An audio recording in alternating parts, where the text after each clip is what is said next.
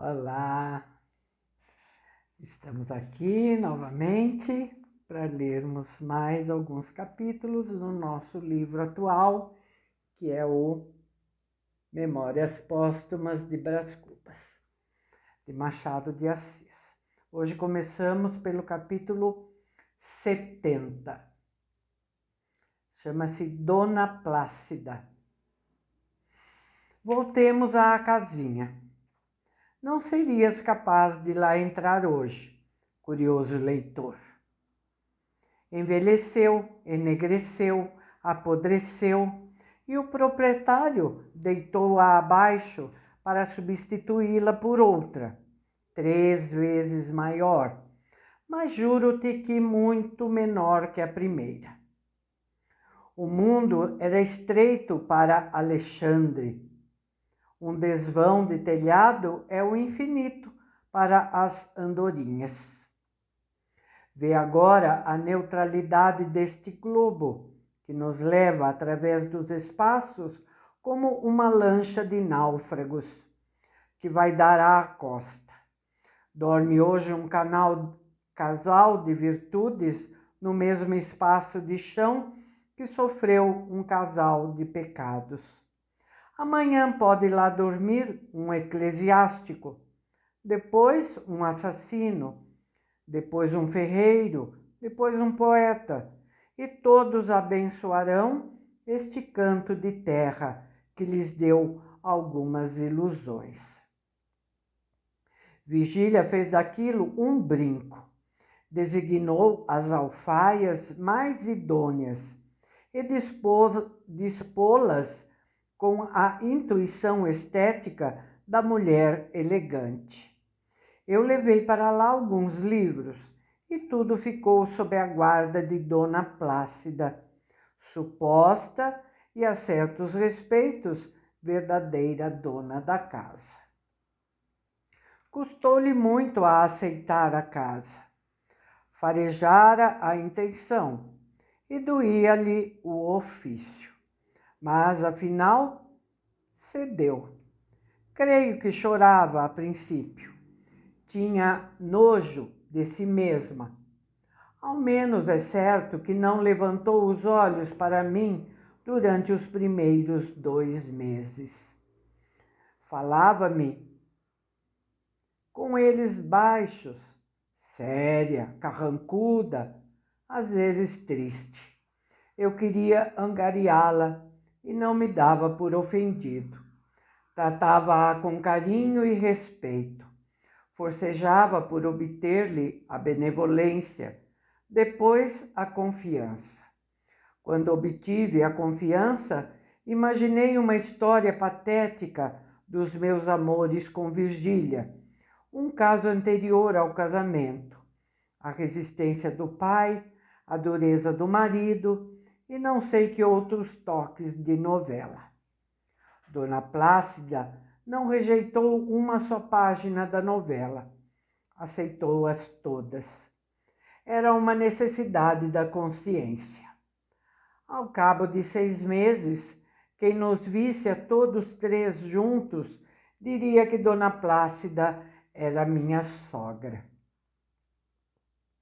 Não fui ingrato. Fiz-lhe um pecúlio de 5 contos. Os 5 contos achados em Botafogo, como um pão para a velhice. Dona Plácida agradeceu-me com lágrimas nos olhos e nunca mais deixou de rezar por mim todas as noites diante de uma imagem da Virgem que tinha no quarto. Foi assim que lhe acabou o nojo. 71. O senão do livro. Começo a arrepender-me deste livro. Não que ele me canse, eu não tenho o que fazer.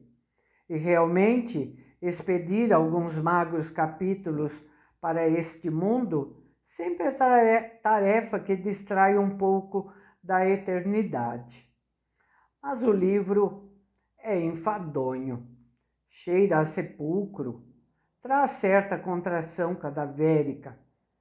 Vício grave e, aliás, ínfimo, porque o maior defeito deste livro és tu, leitor. Tu tens pressa de envelhecer e o livro anda devagar.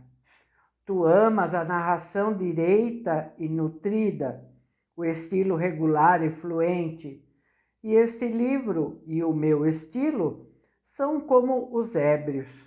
Guinam à direita e à esquerda, andam e param, resmungam, urram, gargalham, ameaçam o céu, escorregam e caem. E caem.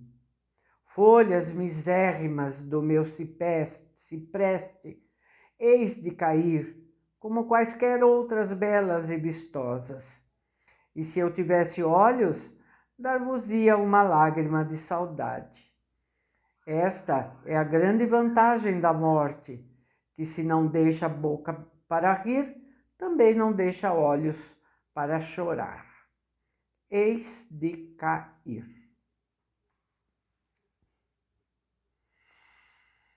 72. O bibliômano. Talvez suprima o capítulo anterior. Entre outros motivos, há aí, nas últimas linhas, uma frase muito parecida com despropósito, e eu não quero dar pasto à crítica do futuro. Olhai, daqui a 70 anos, um sujeito magro, amarelo, grisalho, que não ama nenhuma outra coisa além dos livros, inclina-se sobre a página anterior a ver se lhe descobre o despropósito. Lê, relê, treslê, desengonça as palavras, saca uma sílaba, depois outra, mais outra, e as restantes, examina-as por dentro e por fora, por todos os lados, contra a luz, espaneja-as, esfrega-as no joelho, lava-as e nada, não acha o despropósito. É um bibliômano, não conhece o autor.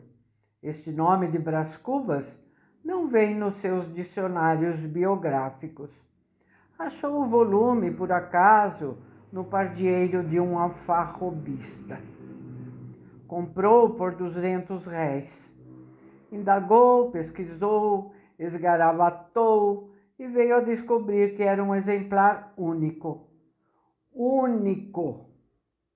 Vós, que não só amais os livros, senão que padeceis a mania deles, vós sabeis muito bem o valor desta palavra e adivinhais, portanto, as delícias de meu bibliômano. Ele rejeitaria a coroa das Índias, o papado, todos os museus da Itália e da Holanda, se os houvesse de trocar por este único exemplar, e não porque seja das minhas memórias. Faria a mesma coisa com o almanaque de Lemaitre, uma vez que fosse único. O pior é o despropósito.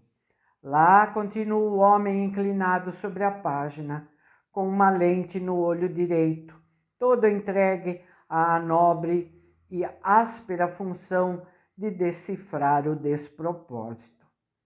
Já prometeu a si mesmo escrever uma breve memória, na qual relate o achado do livro e a descoberta da sublimidade, se a houver por baixo daquela frase obscura. Ao cabo, não descobre nada e contenta-se com a posse. Fecha o livro, mira-o, remira-o, chega-se à janela e mostra-o ao sol. Um exemplar único. Nesse momento, passa-lhe por baixo da janela um César ou um Cornwell, a caminho do poder. Ele dá de ombros, fecha a janela, estira-se na rede e folheia o livro devagar, com amor, aos goles, um exemplar único.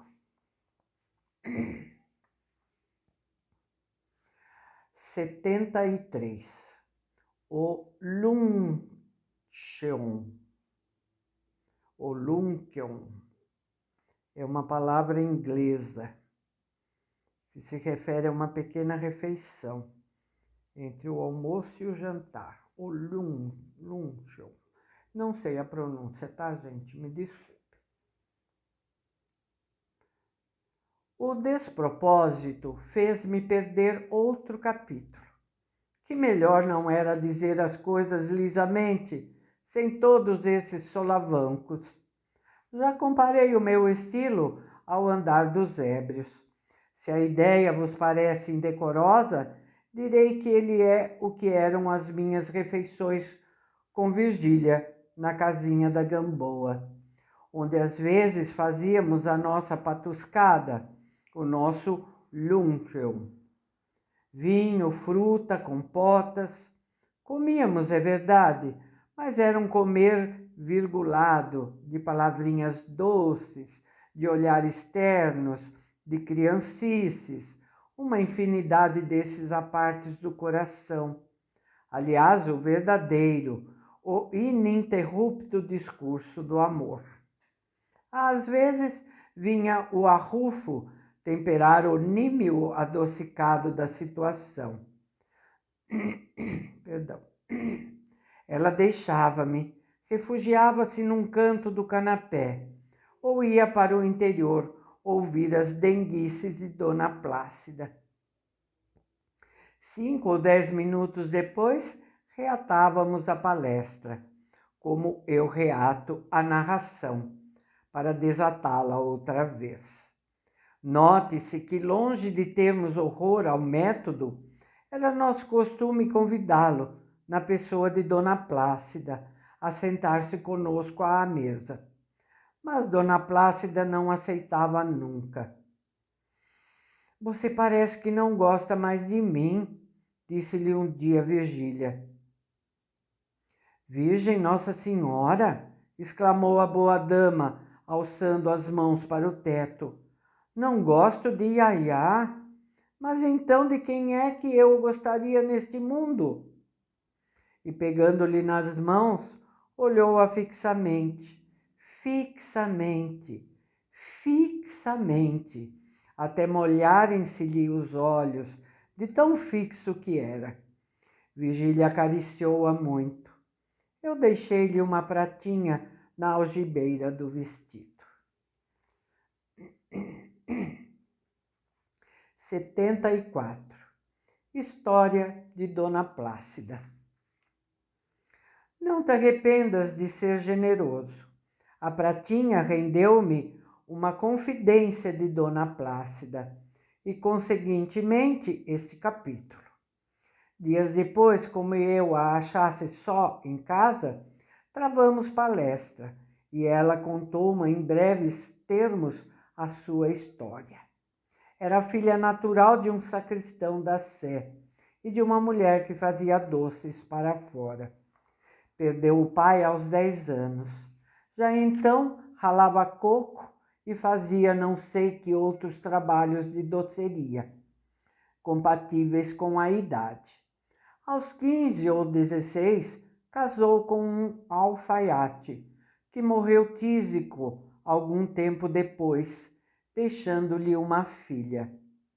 Viúva e moça, ficaram a seu cargo a filha, com 2 anos, e a mãe, cansada de trabalhar. Tinha de sustentar a 3 pessoas. Fazia doces, que era o seu ofício, mas cozia também, de dia e de noite, com afinco, para 3 ou 4 lojas, e ensinava algumas crianças do bairro a 10 tostões por mês. Com isso, iam-se passando os anos, não a beleza, porque não a tivera nunca. Apareceram-lhe alguns namoros, propostas, seduções, a que resistia. Se eu pudesse encontrar outro marido, disse-me ela, creia que me teria casado, mas ninguém queria casar comigo. Um dos pretendentes conseguiu fazer-se aceito. Não sendo, porém, mais delicado que os outros. Dona Plácida despediu-o do mesmo modo. E depois de o despedir, chorou muito. Continuou a coser para fora e a escumar os tachos. A mãe tinha a rabugem do temperamento, dos anos e da necessidade. Mortificava a filha para que tomasse um dos maridos de empréstimo e de ocasião que lhe pediam. E bradava: queres ser melhor do que eu? Não sei de onde te vêm essas fidúcias de pessoa rica. Minha camarada, a vida não se arranja à toa, não se come vento, ora essa. Moços tão bons como o Policarpo da venda, coitado. Esperas algum fidalgo, não é? Dona Plácida jurou-me que não esperava fidalgo nenhum. Era gênio, queria ser casada. Sabia muito bem que a mãe o não fora e conhecia algumas que tinham só o seu moço delas. Mas era gênio e queria ser casada. Não queria também que a filha fosse outra coisa. Trabalhava muito, queimando os dedos ao fogão e os olhos ao candeeiro para comer e não cair. Emagreceu, adoeceu, perdeu a mãe, enterrou-a por subscrição e continuou a trabalhar. A filha estava com 14 anos, mas era muito fraquinha e não fazia nada, a não ser namorar os capadócios que lhe rondavam a rótula. Dona Plácida vivia com imensos cuidados, levando-a consigo quando tinha de ir entregar costuras.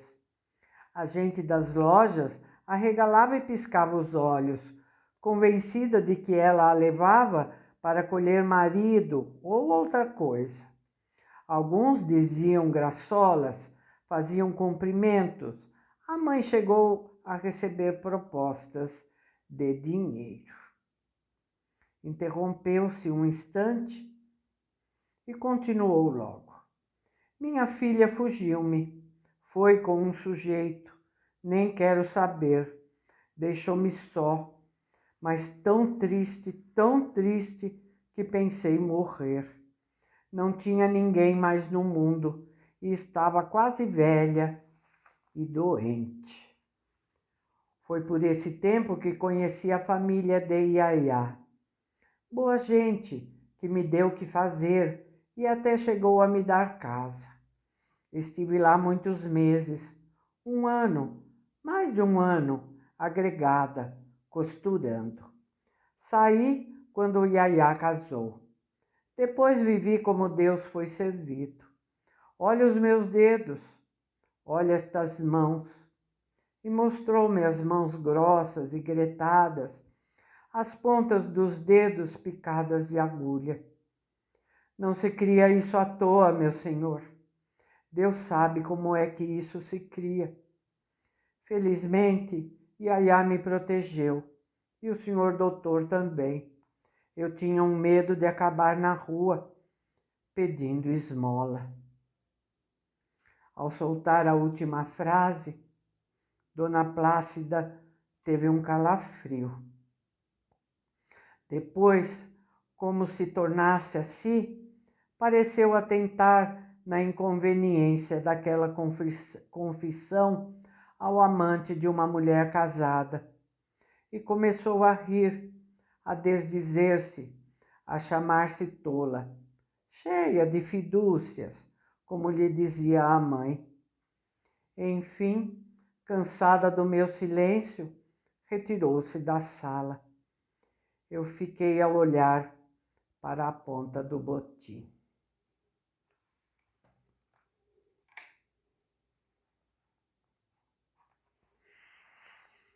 É isso. Bom, amanhã voltamos e vamos a partir do capítulo 75. Tá bom? Não esqueça de deixar seu like, tá bom? É só o que eu peço. tá? Não peço mais nada. Se você deixar seu like já tá muito bom. Combinado? Então tá. Tchauzinho. Até o próximo vídeo.